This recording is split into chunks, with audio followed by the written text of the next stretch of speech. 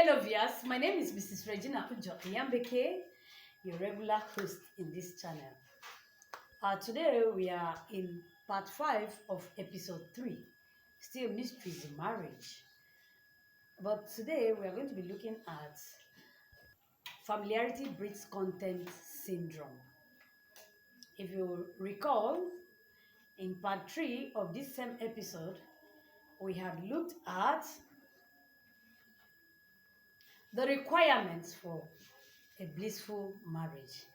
And I mentioned that for marriage to be blissful, the husbandman must be ready to live that operational state of love, calm down by adjusting or sacrificing to the level of the weaker vessel, his wife, and then speak in a language she be able to understand, so she could be a suitable helpmate for him. In part 4, we talked about emotional unity, which I said was like the central nervous system of marriage. Today, we want to look at the familiarity breeds contempt syndrome. You will agree with me that that's a very strong one. A very strong one. And when we go to the Bible, Jesus talks about it. In Luke chapter 4, verse 24, Jesus said, a prophet is known everywhere except in his hometown. Luke chapter 4, verse 24, a prophet is known everywhere except in his hometown. And Bible tells us that because Jesus was not regarded, was so highly disrespected in his hometown, little or no miracles were performed there. The Jewish people saw him as the carpenter's son, not the Messiah. It happens every day in marriages that a husbandman might be respected everywhere outside there, in his office and wherever he goes to. But when he comes back to the home, he is not respected. And the reason why most times it happens that way is because, the woman, the wife, has gotten to know so much about him. So much, she has known so much about his weaknesses, known so much about his mistakes, errors in his life, so many things about him that now leads her to disrespect him. Now, on the part of the husbandman, the man too might marry a very beautiful girl. After like 2-3 children, he will now feel that, oh, she's no longer the way he had married her and all that, and he will become unloving towards his wife. All this come from familiarity breeds contempt syndrome. So today we want to look at how we can avoid it so we'll have a blissful marriage. How do we avoid this cancer called familiarity breeds contempt syndrome so we can have a blissful marriage? Before I tell you how we can avoid it, first of all, I will tell us a short story that our chaplain told us. A very touching story. That a woman had a husband that was very sick and had been sick for a long time. The man was bedridden and she did virtually everything for him. Eventually, this husband died and people came to commiserate with her. And then one of them said to her, "Thank God you can now rest." And this widow responded.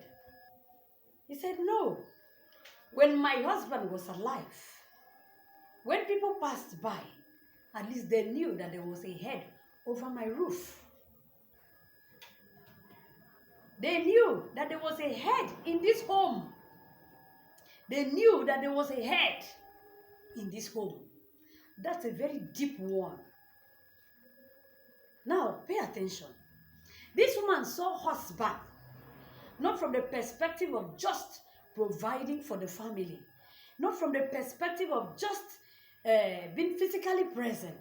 She saw husband from the perspective of headship, the mantle carrier.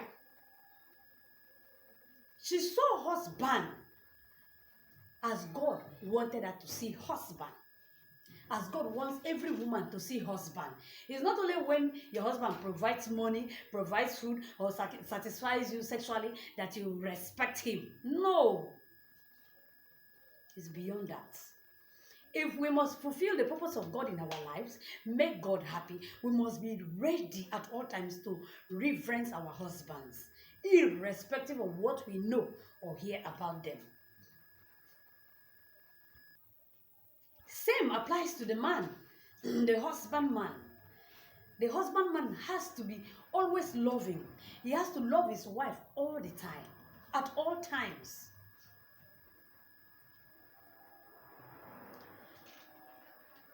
The contempt that arises from familiarity, that contempt is a very big cancer. It's a dangerous thing. It's very devastating to marriage. It destroys marital bliss. Because that contempt, or call it that disrespect, can open doors to a lot of calamities, problems in the home. Whenever a wife stops respecting her husband, or a husband stops loving his wife, so many things go wrong. That home automatically becomes sick. That home automatically becomes sick. Things can never be well in that home.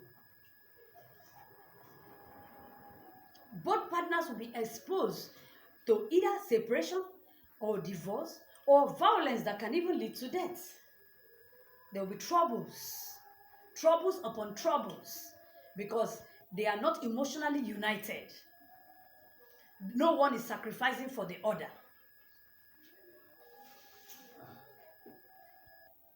Disrespect in marriage is a dangerous thing. It's a very serious issue. Because like we know,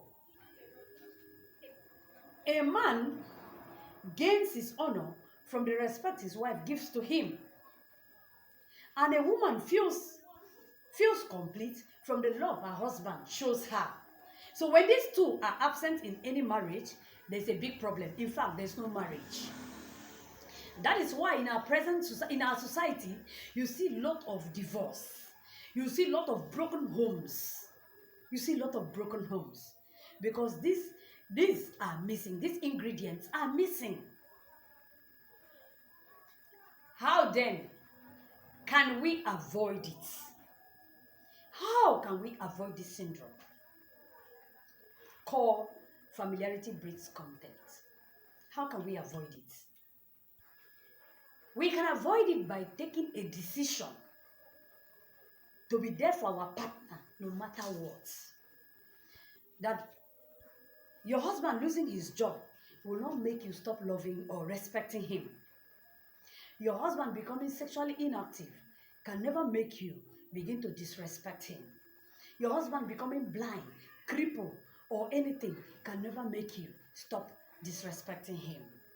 And the husband too can also decide that no matter what happens to my wife, whether she is over fat, whatever she becomes, I will never stop loving her. This decision is a very strong one. It's a very strong factor. Once we are able to make up our minds, we are able to decide that we will stand by our partners, come rain, come sun. We are on our way to marital bliss. So that when all these challenges come, instead of becoming another burden to your partner, you become a consolation to your partner. You become a help. Either you become the help as the husbandman or a helpmate as the wife. Yes. That decision to be there for your partner in times of weaknesses is the cure to this syndrome called familiarity breeds contempt. That's the cure. So, as many as are listening to me, I want you to remember that whenever you're there in anybody's weakness, there's a blessing accrued. There's a blessing that God has kept for all those that stand by their partners when they are down. Whenever your partner is down, going through one thing, one problem, one challenge or the other. And instead of you disrespecting him, you decide to respect him more. There's a blessing, there's a package that God releases into as many homes as practice this. So tonight, I am trying to encourage us that do not for any reason lose that package, that blessing that God has kept. Remember, he said, not even a cup of water shall you give to this one for my sake. Will you go unrewarded? If you give a cup of water, something as small as a cup of water, and you have a reward, then imagine something as mighty as reverencing your husband or loving your wife, which is a direct command from God. Imagine the kind of blessing, reward that awaits whoever practices that.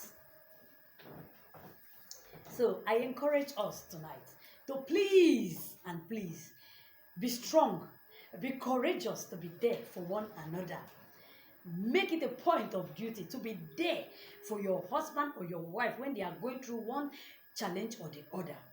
Instead of disrespecting or becoming unloving, rather be more loving and more respectful so that God can decorate us. Like I had said in previous episodes, that I am a living witness to what God can do because God has really blessed me. Yes, a lot of people say, oh, why are you glowing? Why are you glowing like this? These are the dividends of respecting your husband. My home is not a perfect home. I am not perfect. But the mere fact that I have the mind to better my marriage day in, day out, pleases God. You see that? So you might not be all perfect, but the fact that you are taking steps to better your marriage, the fact that you have the mind and you are working towards it makes God happy. And when we do this, God will continually bless us. Before I take a break, I want to specially thank all our viewers. Thank all those who have subscribed to this channel. Thank also those who have dropped comments in the comment section. And then I want to thank those who have taken our time to share our videos. You are amazing. You are really wonderful. From our heart, we say thank you so much. We appreciate you. Thanks for listening. Stay blessed always. Bye.